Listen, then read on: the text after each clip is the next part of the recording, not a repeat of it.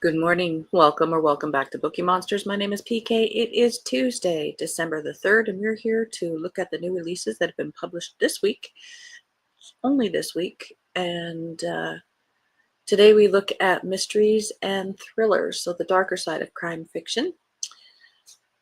And I guess they're making up for last week, and because there's a lot of them. Quick announcements: I do have sprints tonight at 8 p.m. Eastern. They go for 2.5 hours. After that, I'll be doing chapter 3 on our spin-off channel, Tales for Bookeemonsters, in the Advent calendar book that we are reading. Good morning, Kim. Is today the day?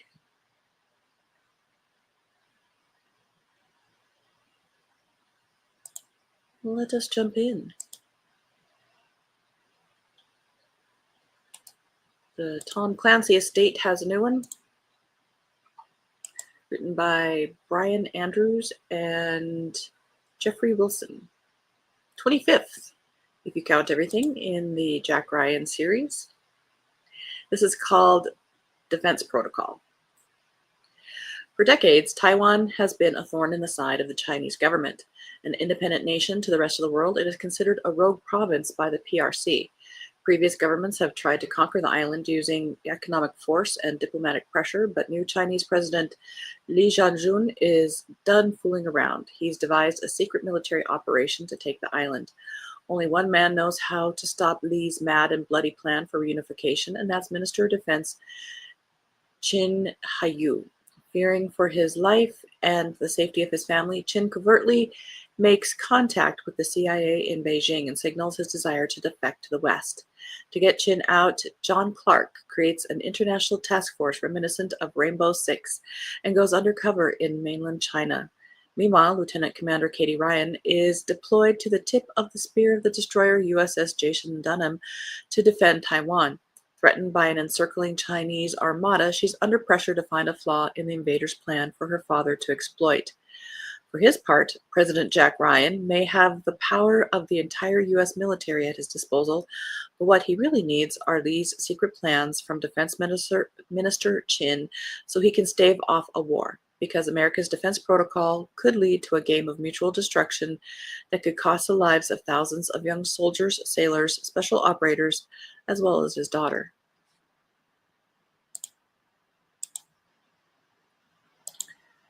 Stuart Woods has a new one.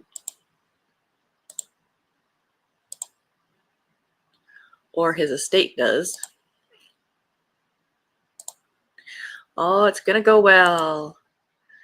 Hi, Anina. How you doing? How's it doing over there? Have to be at the hospital at 11:30. All right. Hi, Mary. Happy Tuesday. Hoping everyone has had a very happy Thanksgiving. I hope you did too. Spent it with family in Richmond, Virginia. Good luck today, Kim. Indeed. Thank you, Mary. Golden Hour, a Teddy Fay novel, 7th in that series, but again, this looks like an estate book. Teddy Fay is ready to embark on the European press tour of Peter Barrington's latest film, Storm's Eye, when he receives an unexpected visit from Lance Cabot, director of the CIA. Several CIA agents have been turning up dead. The commonality? They were all part of a mission Teddy was involved in, Golden Hour. Lance wants Teddy to use his trip as a cover to investigate who is behind these killings, should you choose to accept this mission. From Venice and Budapest to their last stop at a film festival in Berlin, Teddy must dodge excited fans, enamored women, and a few too many assassins who seem dead set on tracking down Golden Hour agents. And if Teddy doesn't work fast enough, his identity and life might just be the next target in the killer's ruthless plot for revenge. Got some spy stuff going on.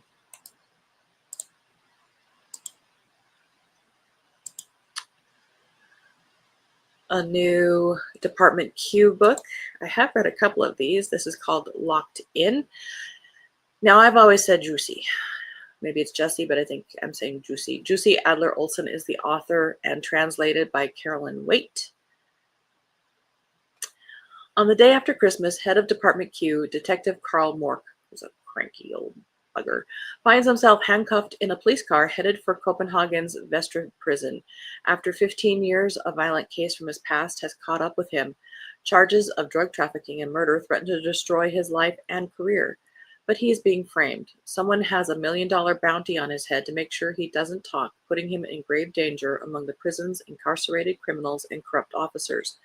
The question that remains is, why? Well, also who, but that one's a given. Carl's colleagues at the Copenhagen Police Department instantly turn their backs on him, leaving the ever-loyal Department Q team as his only hope. In search of answers, Rose, Assad, and Gordon must disobey direct orders from way up the chain to try to unravel the case. With only one another to trust and Carl's battle against the unknown mastermind's henchmen worsening by the day, they must work faster than ever before if they are to clear his name and save his life.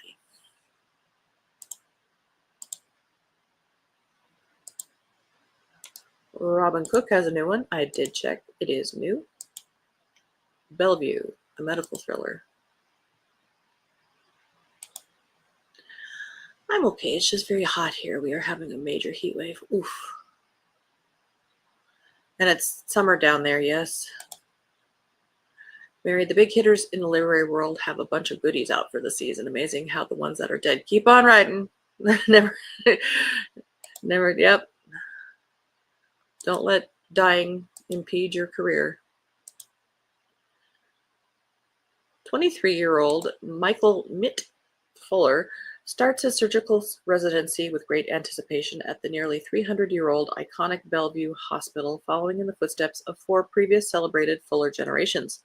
The pressure is on for this newly minted doctor, and to his advantage, he's always had a secret sixth sense, a sensitivity to the non-physical. But quickly, one patient after another assigned to his care begin to die from mysterious causes. As he tries to juggle these inexplicable deaths with the demands of being a first-year resident, things rapidly spiral out of control. If I were his superiors, I'd be saying, this career isn't for you. Visions begin to plague Mitt, visions of a little girl in a blood-stained dress, blood-curdling screams in the distance, and worse. As bodies mount and Mitt's stress level rises, he finds himself drawn to the monumental abandoned Bellevue psychopathic hospital building, which to his astonishment has somehow defied the wrecking ball and still stands a few doors north of the modern Bellevue Hospital high-rise. Forcing an unauthorized entry into this storied but foreboding structure, Mitt discovers he's more closely tied to the sins of the past than he ever thought possible. Well, that sounds like it's verging on horror.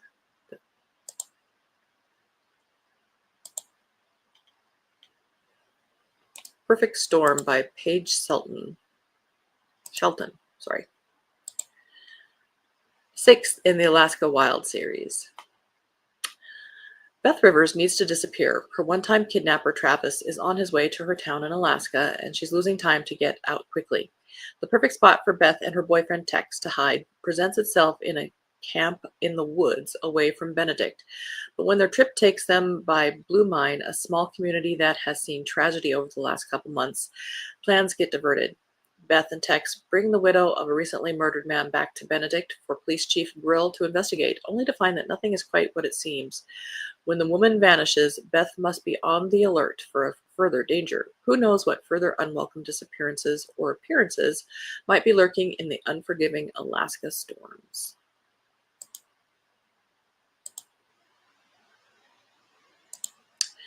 Peter Lovesey has a new one. I've read a couple here. This is 22nd in the Peter Diamond police procedurals. Good for him. Detective Peter Diamond, chief of the Avon and Somerset Murder Squad, is taking a short holiday in the country. His former colleague Julie Hargraves has invited Diamond and his partner Paloma to visit the idyllic village of Baskerville, no relation to the Sherlock Holmes story, so he's told.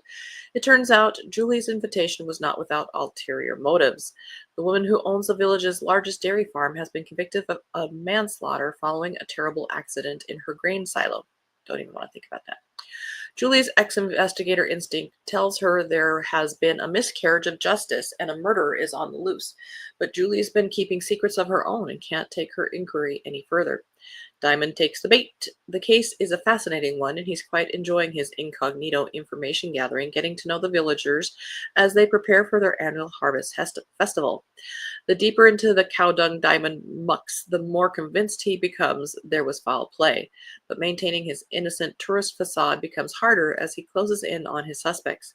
To protect his alias, he might have to learn how to operate a tractor or drive a herd of wayward cows. He might even be forced to attend a hoedown. Not that he'd dance, not even to catch a killer. Or would he? The curmudgeonly detective has plenty to learn about himself as he tries on some new hats: undercover private investigator, village detective, country gentleman. Well, that's an interesting way to put a new, fresh coat of paint on a series that's been going for 22 years.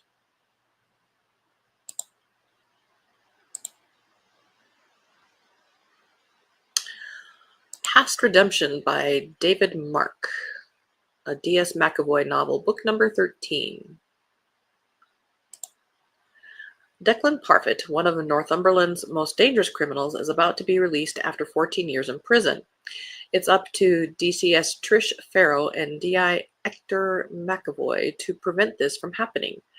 Parfitt's foster daughter Ruby doesn't believe her father is guilty of some of the worst crimes imaginable and is appealing to the parole board for him. McAvoy has to try and convince Ruby to see the real predator in Parfitt. Meanwhile, Trish has her own investigation, which could lead to more answers, tracking down a mysterious, extremely violent vigilante. But will the duo and their team be able to stop Parfitt's release, and what does a body in the middle of a deserted road have to do with their investigation? Are there even darker forces at play that will make McAvoy question his own sanity? Says if you're a fan of Val McDermid, love her. And reading aloud, she's Scottish. She could read the phone book to me, and I would love it. Ian Rankin, Denise Mina, and Peter Robinson are read-alikes. If you like those authors, this would be one to try. E.J. Copperman has a new one. 6th in the Jersey Girl legal mysteries. This is called The Good Lieutenant, or just Good Lieutenant. While settling into her new home in Los Angeles together with her boyfriend and TV star Patrick McNabb, attorney Sandy Moss receives a phone call from the LA Men's Detention Center. It's a new client accused of murder, the near-stoic Lieutenant Casey Trench. Being good at his job but not well liked in his department, Trench is accused of killing a fellow LA police officer whom he openly despised and threatened. With the odds against her, Sandy takes on the case of her sometime nemesis, sometime ally. She is certain that Trench can't be the killer. It seems like someone is trying to pin the murder on him, but who and why? And what isn't Trench telling her? Sandy has a tricky case on her hands with all the evidence pointing at Trench as the murderer, but one thing is clear: she will help the stoic lieutenant even if it puts her in unimaginable danger. This is being compared to Suits with a touch of romance and could give Perry Mason a run for his money in the blurbage. End of row 2. Jane A. Addams has a new one. Cold Bones, 10th in the Henry Johnstone 1930s mysteries. 1931, Lincolnshire. Everyone thought that the young man who attacked Robert Hansen in a field 3 years ago before fleeing the scene was responsible for his death, including Detective Chief Inspector Henry Johnstone. Now retired from Scotland Yard and working as a private investigator, a shocking confession draws Henry back to the case. But is it worth stirring up old passions and bitter rivalries to right past wrongs? Yeah. Meanwhile, Inspector Mickey Hitchens is investigating a chilling case of arson and murder, and his old boss and mentor, Henry's assistance, could be the key to unlocking the case.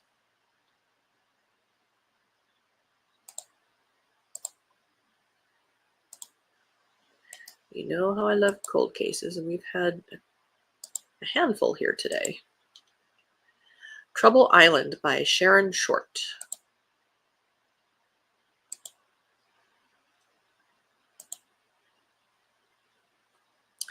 Many miles from anywhere in the middle of Lake Erie, Trouble Island serves as a stop-off for gangsters as they run between America and Canada. The remote isle is also the permanent home to 2 women, Euralia Escalante, who serves as a maid to Rosita, lady of the mansion, and wife to the notorious prohibition gangster Eddie McGee. In the freezing winter of 1932, the women anticipate the arrival of Eddie and his strange coterie. His right-hand man, a doctor, a cousin, a famous actor, and a rival gangster who Rosita believes murdered their only son. Euralia wants nothing more than to escape Trouble Island, but she is hiding a secret of her own. She is in fact not a maid, but a gangster's wife in hiding as she runs from the murder she committed 5 years ago. Her friend Rosita took her in under this guise, but it has become clear that Rosita wants to keep Euralia right where she is. Well, yeah. Shortly after the group of criminals, celebrities, and scoundrels arrive, Rosita suddenly disappears. Euralia plans her getaway, going to the shore to retrieve her box of hidden treasures, but instead finds Rosita's body in the water. Someone has made sure Euralia was the one to find her. An ice storm makes unexpected landfall, cutting Trouble Island off from both mainlands and with more than one murder among them.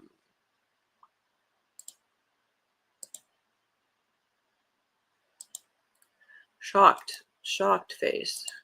There's a storm that cuts them off. Alex Segura has a new one, Alter Ego, second in the Secret Identity series. Now, I just finished a book where Alex Segura was a co-writer, that Dark Space one, which was really good. So I'm kind of intrigued by what he has written otherwise.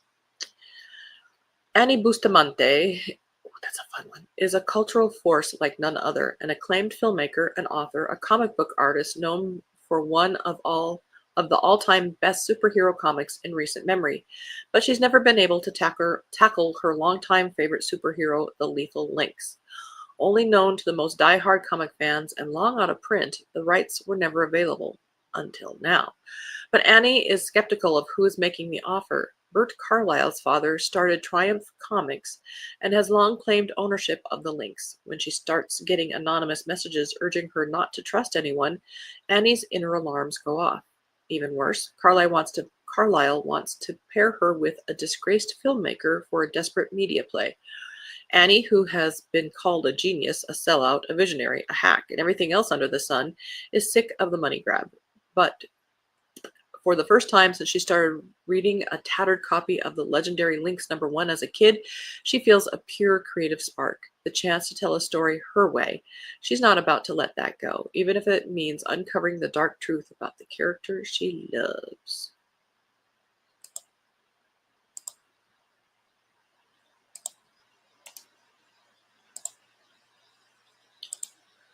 Deadbeat by Adam Hamdy. Peyton Collard was a good man once, but his life changed after a horrific car accident. Divorced, drunk, and severely damaged, Peyton is offered a life-changing sum of money to kill an evil man. But as he goes on a vigilante journey that leaves a trail of bodies across California, Peyton wonders about the identity of his anonymous patron. Soon, his questions become an obsession, and he embarks on a tense and potentially deadly investigation to discover the truth about the murders he's committed. Interesting twist. He knows who did it. End of row 3.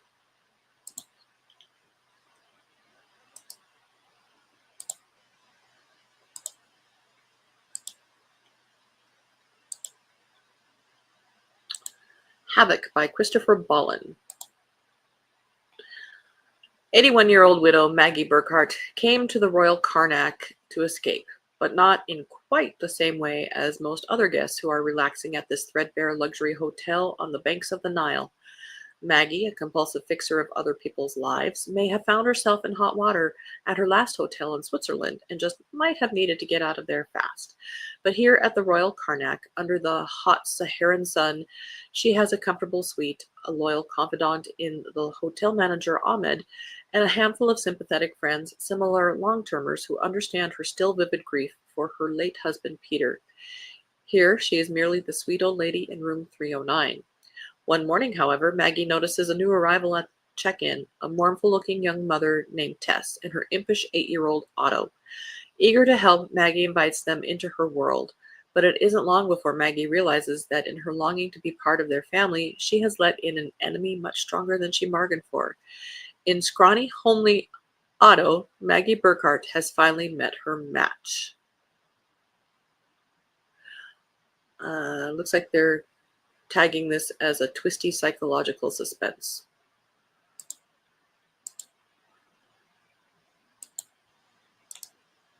Is Otto evil?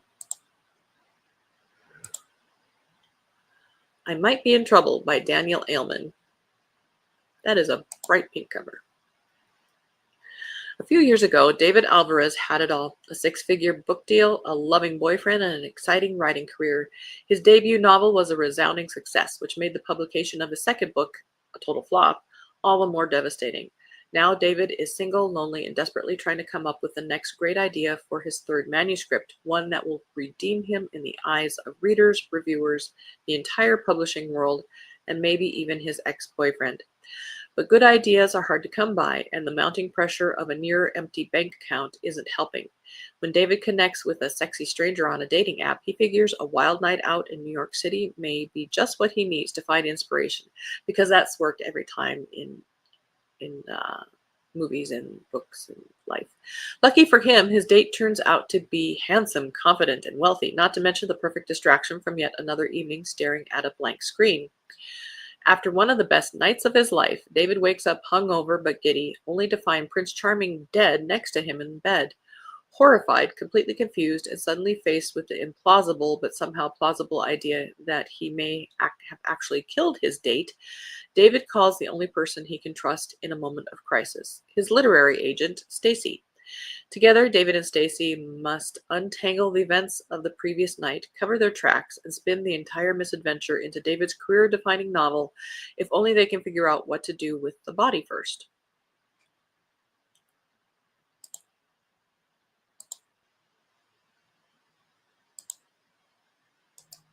Oh.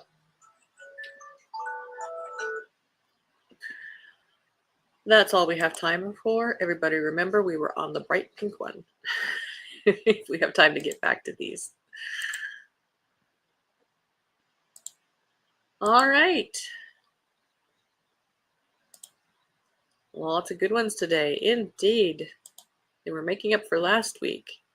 Cold here today in the 20s. No snow, but you probably had some, right? We had some last week. This week is being extremely warm for December, but it comes back next week. I think yesterday we were in the 40s. I think we might be getting in the 50s today. So there is some snow, but it's melting fast. Have a great day, Kim. You too. Good luck. Let us know how it goes. Keep us informed because we care. All right.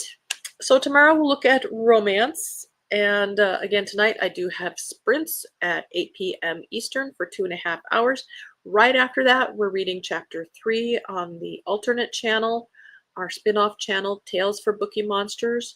It's an Advent calendar style of mystery book called Christmas at Glitter Peak Lodge. It's actually a book in translation from Norwegian.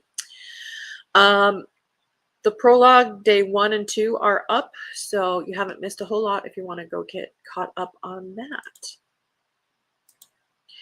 Gracious, thanks so much. Always fun and interesting. Thanks. Awesome. All right. Everybody, have a very good Tuesday. See you later. And be safe, be happy, read good books. And as the banner says, don't be a bookworm, be a bookie monster. Nom nom nom. Have a good day and God bless.